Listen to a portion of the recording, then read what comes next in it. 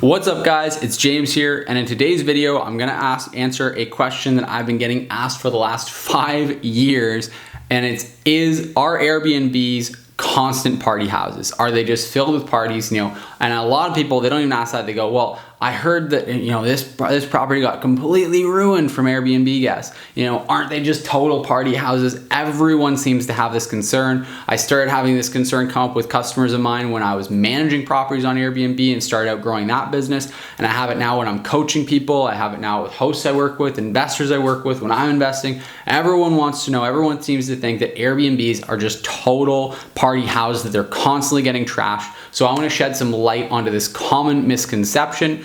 Before I do that, I do want to remind you there's a link in the description down below to check out our free training on how to invest in short-term rental properties. So I would highly recommend that. There's also a link in the description for how to earn a full-time income managing other people's properties on Airbnb. So I'd highly recommend checking that out as well. If you want to actually start buying properties on Airbnb, you've got some money saved up, you want to invest it into a short-term rental property, then check out the first training I mentioned. That's what we're going to walk through. It's a brand new training. We walk through the 3 critical components that you need in order to invest successfully in short-term rentals. Now, if you're just getting started, you don't have money saved up and you want to get started without putting any money in, and you want to manage other people's properties on Airbnb, there's another training link in the description down below as well. And that's a training where we walk through every single step of the process, how I was able to go from zero to over $100,000 in my first 12 months managing properties on Airbnb for other people. That's how I got started with Airbnb. So if you want to check that training out, check it out. It's linked in the description down below. It's completely free. Both trainings are.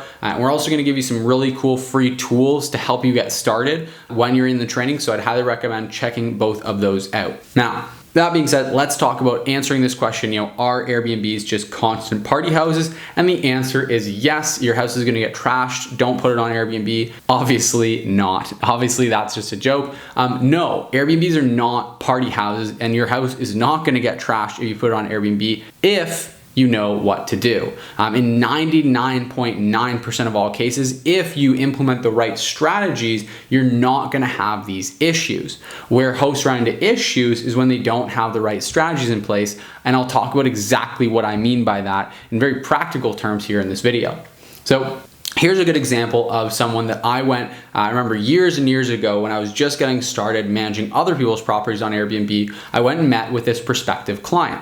And she had just listed the property herself on Airbnb. And it was a property in Toronto, and it was a multi-million-dollar property. It was right by the beaches in Toronto, which is a really cool spot. And it was this beautiful, brand new property, beautifully renovated. And it just had absolutely like the highest end furnishings and decor that you can imagine. Everything was beautiful in this place.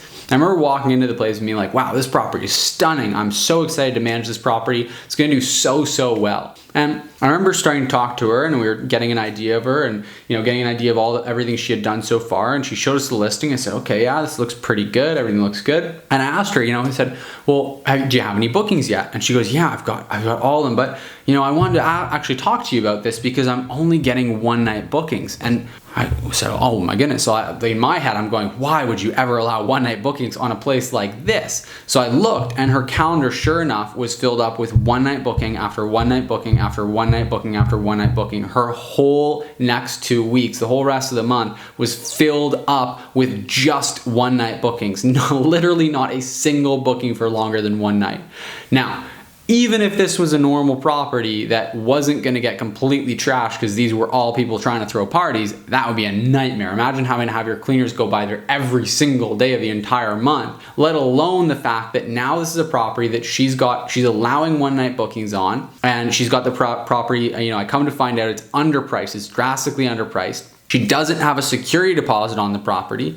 She doesn't have any house rules on the property at all. So this is basically just a party house at this point. Like, it's being marketed, as far as anyone else is concerned, as a party house. She wasn't aware of that, but obviously that's the mistake that she made. And as we're walking out of the property, we went to a coffee shop to finish up the meeting because she goes, I have guests checking in. I want to make sure that we're out of here before they get here. And as we're walking out of the property, the guests pull up. Now, who do you think it is but, a bunch of teenagers pull up in a Jeep, and the first thing they start unloading, they back into the driveway, and they actually hit some of her stonework on the driveway when they're pulling in. So they damage some of the stonework right off the bat. And then the first thing they do is they pop open the back of the Jeep and they start unloading 2-4s from the back of the Jeep. Now, this was a really bad sign, and I sat down with her at that coffee shop and urged her to please cancel all of these bookings. And she ended up, this first group of guys that booked the place that were getting in there, they ended up having a party. They totally trashed the place. It was a ton of damage, and all that to say that, hey, this was a really big mistake, but it was 100% avoidable. Now, in her case, Airbnb did cover the damages, so that's nice, but at the end of the day, that's still not a great outcome, because the idea is you really want to eliminate parties, eliminate these kind of issues, and then you also want to have contingencies in place as a backup. So for example, Airbnb's liability insurance, collecting a security deposit, your own home insurance policy, for example, so that you can cover yourself. But first and foremost, you want to eliminate the issue. So let's look at things she could have done to eliminate those issues, and that I recommend doing, that I personally do, in order to eliminate parties 99.9% of the time. Now, it's not to say it's 100% foolproof. Obviously, things can still happen, and that's why we've got those contingencies in place. But most of all the issues you're gonna have can be completely avoided and eliminated if you take these few simple steps. Number one, if you have more than a studio or 1-bedroom apartment, there's no reason to be allowing one-night stays. You should really be setting a minimum night stay of 2 nights or longer, depending on how big your property is. Really, the only types of properties that I would recommend having a 1-night stay allowed on would be a really urban condo that's like a 1-bedroom or a studio apartment. Even then, I would be cautious about it. So number one is not allowing one-night stays. And the thing I always tell people about not allowing one-night stays is that 99% of your issues are gonna come from one-night stays. That's not to say that one-night stays are gonna cause issues 99% of the time. It is to say, though, that the majority of your issues are gonna come from those one-night stays. So if we do eliminate those one-night stays, we then end up eliminating the majority of all issues. Because the thing to remember is the people that are looking to book a place for a party, they're not trying to stick around there afterwards. They're trying to get in and get out. They wanna book it for one night. So when they go on Airbnb or other platforms, they're searching for a place for one specific night. And if you have your minimum night stay set at 2 nights or longer, then their property's not even gonna show up in their search results. It's not even gonna be one of the options they're considering, and that's what you want. You don't even wanna be seen to those people that are trying to book the place for a party. So having a minimum night stay of 2 nights at the very least, and for larger, bigger properties, nicer properties, even going to 3, 4, 5, or I've seen even 7 nights minimum stays. So that's one tip right off the bat that could have saved this particular host a whole lot of headache and damages. Now, number 2 is screening your guests.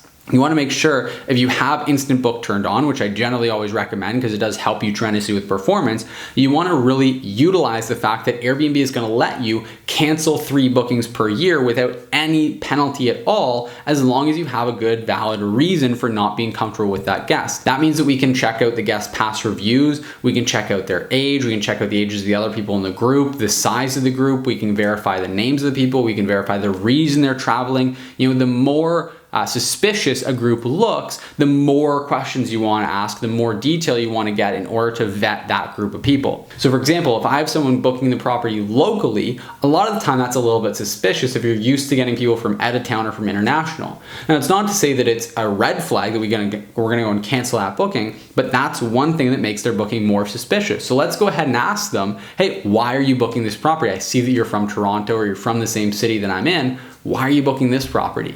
And then if they say, well, I want to go somewhere else because we're throwing a big birthday party for my friend and we just want to have a different place, that means they don't want to clean up the mess they're about to make. That is a red flag. They don't want to party at their own place because they are going to make a big mess. That's a red flag, no go. Whereas if the person says, oh, well, we're renovating our kitchen for a couple of days and the contractor said we need to be out of the house because we're not going to have a sink, we're not going to have a stove, so we just need somewhere to stay while the main renovation on our kitchen is happening.